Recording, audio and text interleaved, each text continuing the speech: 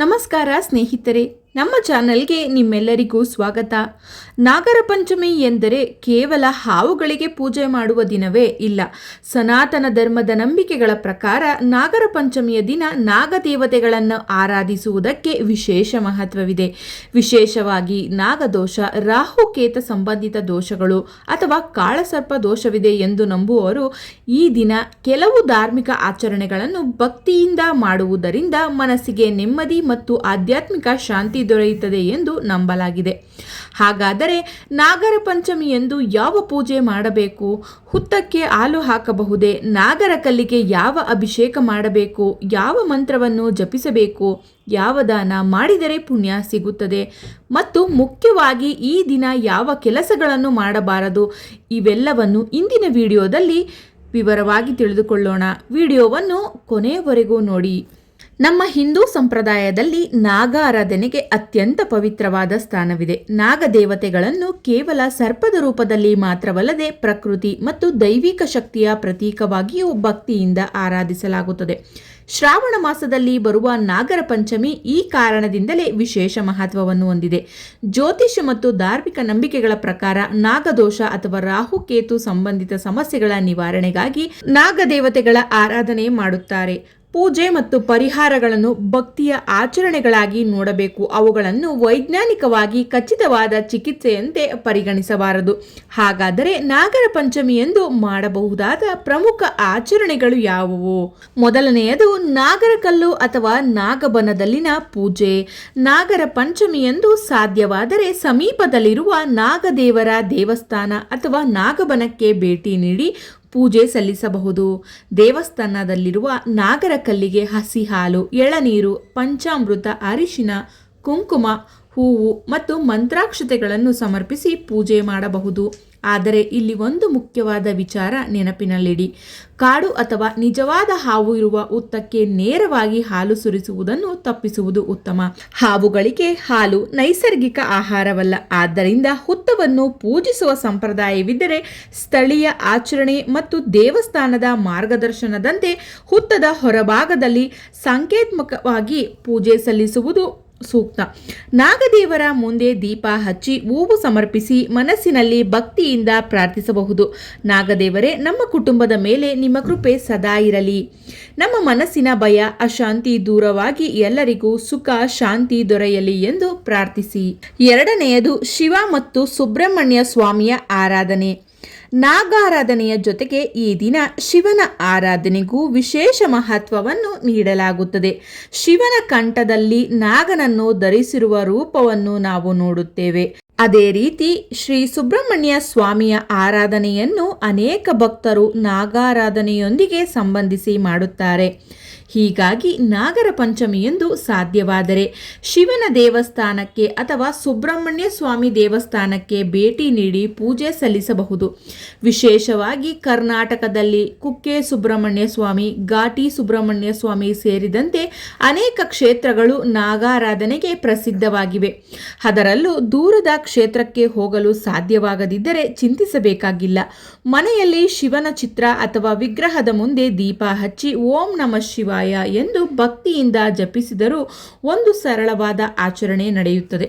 ಮೂರನೆಯದು ನಾಗಮಂತ್ರ ಮತ್ತು ನವನಾಗ ಸ್ಮರಣೆ. ನಾಗರ ಪಂಚಮಿಯಂದು ಮಂತ್ರಕ್ಕೆ ಕೂಡ ವಿಶೇಷ ಸ್ಥಾನವಿದೆ. ನೀವು ತಿಳಿದಿರುವ ಶಿವಮಂತ್ರವಾದ ಓಂ ನಮಃ ಶಿವಾಯ ಎಂಬ ಮಂತ್ರವನ್ನು ಭಕ್ತಿಯಿಂದ ಜಪಿಸಬಹುದು. ಅದರ ಜೊತೆಗೆ ನಾಗದೇವತೆಗಳ ಸ್ಮರಣೆಯನ್ನು ಮಾಡಬಹುದು. ನವನಾಗಗಳಲ್ಲಿ ಸಾಮಾನ್ಯವಾಗಿ ಉಲ್ಲೇಖಿಸಲ್ಪಡುವ ಹೆಸರುಗಳು ಅನಂತ, ವಾಸುಕಿ, ಶೇಷ, ಪದ್ಮನಾಭ, ಕಂಬಳ, ಶಂಖಪಾಲ, ಧೃತರಾಷ್ಟ್ರ, ತಕ್ಷ ಮತ್ತು ಕಾಳಿಯ. ಈ ನಾಗದೇವತೆಗಳ ಹೆಸರುಗಳನ್ನು ಸ್ಮರಿಸಿ ಭಕ್ತಿಯಿಂದ ನಮಸ್ಕರಿಸಬಹುದು. ನಿಮ್ಮ ಕುಟುಂಬದ ಸಂಪ್ರದಾಯದಲ್ಲಿ ನಿರ್ದಿಷ್ಟ ನಾಗಮಂತ್ರ ಅಥವಾ ಸ್ತೋತ್ರವಿದ್ದರೆ ಅದನ್ನೇ ಪಠಿಸುವುದು ಅತ್ಯುತ್ತಮ. ಮಂತ್ರಗಳನ್ನು ಸರಿಯಾಗಿ ತಿಳಿಯದಿದ್ದರೆ ಸರಳವಾಗಿ ಓಂ ನಮಃ ಶಿವಾಯ ಎಂಬ ಮಂತ್ರವನ್ನು ಜಪಿಸಿ ಶಿವ ಮತ್ತು ನಾಗದೇವತೆಗಳನ್ನು ಸ್ಮರಿಸಿ ಭಕ್ತಿಯೇ ಅತ್ಯಂತ ಮುಖ್ಯ. 4ನೇದು ದಾನ ಧರ್ಮ. ನಾಗರ ಪಂಚಮಿಯಂದು ಸಾಧ್ಯವಾದಷ್ಟು ದಾನ ಧರ್ಮ ಮಾಡುವುದು ಶುಭಕರ ಎಂದು ಧಾರ್ಮಿಕ ನಂಬಿಕೆ ಇದೆ. ಅನ್ನದಾನ ಮಾಡಬಹುದು, ಹಸಿದವರಿಗೆ ಆಹಾರ ನೀಡಬಹುದು, ಗೋವುಗಳಿಗೆ ಸೂಕ್ತವಾದ ಆಹಾರ ನೀಡಬಹುದು, ಬಡವರಿಗೆ ತಮ್ಮ ಸಾಮರ್ಥ್ಯಕ್ಕೆ ಅನುಗುಣವಾಗಿ ಸಹಾಯ ಮಾಡಬಹುದು. ಕೆಲವು ಸಂಪ್ರದಾಯಗಳಲ್ಲಿ ಬೆಳ್ಳಿ ನಾಗರ ಮೂರ್ತಿಯನ್ನು ದಾನ ಮಾಡುವ ಆಚರಣೆಯೂ ಇದೆ. ಆದರೆ ಎಲ್ಲವನ್ನು ಕಡ್ಡಾಯವಾಗಿ ಮಾಡಲೇಬೇಕು ಎಂಬ ನಿಯಮವಿಲ್ಲ. ಜಾತಕದ ಸಮಸ್ಯೆ ಇದೆ ಎಂದು ಭಾವಿಸಿ ದುಬಾರಿ ಪರಿಹಾರಗಳನ್ನು ಮಾಡುವ ಮೊದಲು ವಿಶ್ವಾರ್ಹ ಪುರೋಹಿತರು ಅಥವಾ ಅರ್ಹ ಜ್ಯೋತಿಷಿಯ ಸಲಹೆ ಪಡೆಯುವುದು ಅತ್ಯುತ್ತಮ. ನಿಮ್ಮ ಸಾಮರ್ಥ್ಯಕ್ಕೆ ತಕ್ಕಂತೆ ಮಾಡುವ ಸಣ್ಣ ದಾನವು ಭಕ್ತಿಯಿಂದ ಮಾಡಿದರೆ ಅತ್ಯಂತ ಪುಣ್ಯ ಲಭಿಸುತ್ತದೆ. 5ನೆಯದು ಮನೆಯ ಹೆಬ್ಬಾಗಿಲಿನ ಪೂಜೆ. ಹಳೆಯ ಸಂಪ್ರದಾಯಗಳಲ್ಲಿ ನಾಗರ ಪಂಚಮಿಯಂದು ಮನೆಯ ಹೆಬ್ಬಾಗಿಲಿನ ಬಳಿ ಅರಿಶಿನದಿಂದ ನಾಗದೇವರ ಸಂಕೇತವನ್ನು ಬಿಡಿಸಿ ಪೂಜೆ ಮಾಡುವ ಪದ್ಧತಿ ಕೆಲವು ಪ್ರದೇಶಗಳಲ್ಲಿ ಕಂಡುಬರುತ್ತದೆ. ಅರಿಶಿನ, ಕುಂಕುಮ, ಹೂವುಗಳನ್ನು ಸಮರ್ಪಿಸಿ ದೀಪ ಹಚ್ಚಿ ಪೂಜೆ ಮಾಡಬಹುದು. ಇದರ ಉದ್ದೇಶ ಮನೆಯಲ್ಲಿ ಎಲ್ಲರಿಗೂ ಶುಭವಾಗಲಿ, ಕುಟುಂಬದಲ್ಲಿ ಶಾಂತಿ ನೆಲೆಸಲಿ ಎಂಬ ಭಕ್ತಿಪೂರ್ವಕ ಪ್ರಾರ್ಥನೆ. ಆದರೆ ಮನೆಯ ಸಂಪ್ರದಾಯ ಮತ್ತು ಸ್ಥಳೀಯ ಆಚರಣೆಯ ಪ್ರಕಾರವೇ ಇದನ್ನು ಮಾಡುವುದು ಅತ್ಯಂತ ಉತ್ತಮ. ನಾಗರ ಪಂಚಮಿಯಂದು ಮಾಡಬಾರದ ಕೆಲವು ಕೆಲಸಗಳು. ನಾಗರ ಪಂಚಮಿಯಂದು ಕೆಲವು ಕೆಲಸಗಳನ್ನು ಮಾಡಬಾರದು ಎಂಬ ನಂಬಿಕೆ ನಮ್ಮ ಸಂಪ್ರದಾಯದಲ್ಲಿದೆ. ಮೊದಲನೆಯದಾಗಿ ಭೂಮಿಯನ್ನು ಅಗೆಯುವುದು ಅಥವಾ ಉಳುಮೆ ಮಾಡುವುದನ್ನು ತಪ್ಪಿಸುವ ಪದ್ಧತಿ ಇದೆ.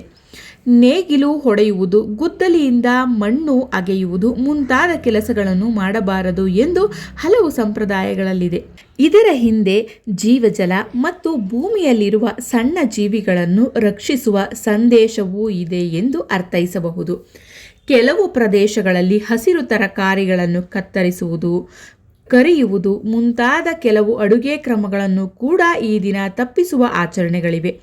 ಆದರೆ ಇವು ಪ್ರದೇಶದಿಂದ ಪ್ರದೇಶಕ್ಕೆ ಬದಲಾಗುವ ಸಂಪ್ರದಾಯಗಳು. ಹೀಗಾಗಿ ನಿಮ್ಮ ಮನೆಯ ಹಿರಿಯರು ಅಥವಾ ಸ್ಥಳೀಯ ಆಚರಣೆಗಳನ್ನು ಗೌರವಿಸುವುದು ಅತ್ಯಂತ ಉತ್ತಮ. ಇದರ ಜೊತೆಗೆ ನಿಜವಾದ ಹಾವುಗಳನ್ನು ಹಿಡಿಯುವುದು, ಕಾಡು ಹಾವುಗಳಿಗೆ ತೊಂದರೆ ನೀಡುವುದು ಅಥವಾ ಅವುಗಳನ್ನು ಪೂಜೆಯ ಹೆಸರಿನಲ್ಲಿ ಹಾಲು ಕುಡಿಸಲು ಪ್ರಯತ್ನಿಸುವುದು ಈ ಕೆಲಸಗಳನ್ನು ಮಾಡಬಾರದು. ಸಾಮಾನ್ಯವಾಗಿ ಹಾವುಗಳು ಕಂಡುಬಂದರೆ ಸುರಕ್ಷಿತ ಅಂತರ ಕಾಯ್ದುಕೊಳ್ಳುವುದು ಅತ್ಯಂತ ಅಗತ್ಯವಿದ್ದರೆ ಸ್ಥಳೀಯ ಹಾವು ಹಿಡಿಯುವವರನ್ನು ಕರೆಸಿ ಅವುಗಳನ್ನು ಕಾಡಿಗೆ ಬಿಡಿಸುವುದು ಅತ್ಯಂತ ಸೂಕ್ತ. ನಾಗರ ಪಂಚಮಿಯಂದು ದೊಡ್ಡ ದೊಡ್ಡ ಪೂಜೆಗಳನ್ನು ಮಾಡಲು ಸಾಧ್ಯವಾಗದಿದ್ದರೂ ಪರವಾಗಿಲ್ಲ.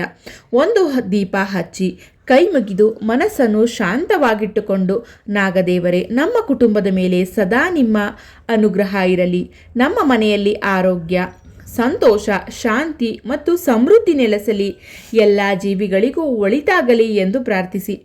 ಯಾವುದೇ ಪೂಜೆಯಲ್ಲೂ ಭಯಕ್ಕಿಂತ ಭಕ್ತಿ ಮುಖ್ಯ. ನಾಗರ ಪಂಚಮಿಯಂದು ನೀವು ಮಾಡಬಹುದಾದ ಪ್ರಮುಖ ಆಚರಣೆಗಳು: ನಾಗರ ಕಲ್ಲಿಗೆ ಪೂಜೆ, ಶಿವ ಅಥವಾ ಸುಬ್ರಹ್ಮಣ್ಯ ಸ್ವಾಮಿಯ ಆರಾಧನೆ, ಮಂತ್ರ ಜಪ, ನವನಾಗ ಸ್ಮರಣೆ, ದಾನ ಧರ್ಮ ಮತ್ತು ಮನೆಯಲ್ಲಿ ಸಂಪ್ರದಾಯದಂತೆ ನಾಗಪೂಜೆ. ಇವೆಲ್ಲವನ್ನು ಭಕ್ತಿ, ಶ್ರದ್ಧೆ ಮತ್ತು ಪರಿಸರದ ಬಗ್ಗೆ ಗೌರವದಿಂದ ಆಚರಿಸೋಣ. ನಾಗದೇವರ ಕೃಪೆ ನಿಮ್ಮ ಮೇಲೆ ಮತ್ತು ನಿಮ್ಮ ಕುಟುಂಬದ ಮೇಲೆ ಸದಾ ಇರಲಿ. ಈ ವಿಡಿಯೋ ನಿಮಗೆ ಇಷ್ಟವಾಗಿದ್ದರೆ ದಯವಿಟ್ಟು ವಿಡಿಯೋಗೆ ಲೈಕ್ ಮಾಡಿ, ನಮ್ಮ ಚಾನಲನ್ನು ಸಬ್ಸ್ಕ್ರೈಬ್ ಮಾಡಿಕೊಳ್ಳಿ. ಕಮೆಂಟ್ ಬಾಕ್ಸ್ನಲ್ಲಿ ಓಂ ನಮಃ ಶಿವಾಯ ಅಥವಾ ನಾಗದೇವರ ಕೃಪೆ ಇರಲಿ ಎಂದು ಬರೆಯಿರಿ. ಧನ್ಯವಾದಗಳು.